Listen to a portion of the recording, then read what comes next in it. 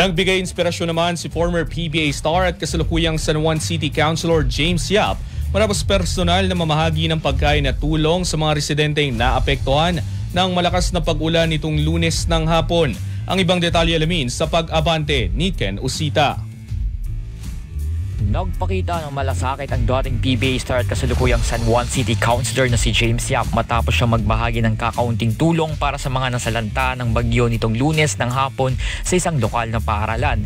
Sa kanyang Facebook Live, ipinakita ni Yap kung paano siya namahagi ng instant noodles at sandwich sa mga batang hindi pa nanananghalian bilang agarang tulong sa kanilang pangangailangan. Bumuhos ang suporta at papuri ng mga tagahanga sa kanyang malasakit sa kapwa, kung saan marami ang nagkomento sa kanyang naturang video. Isa sa mga nagkomento ay naglahad ng "Wow, good job sir", habang ang isa naman ay nagsabi ng "Good job Kuya Consi James". Isang fan din ang nagpaabot ang paghanga sa pamamagitan ng "Nice one idol, big game".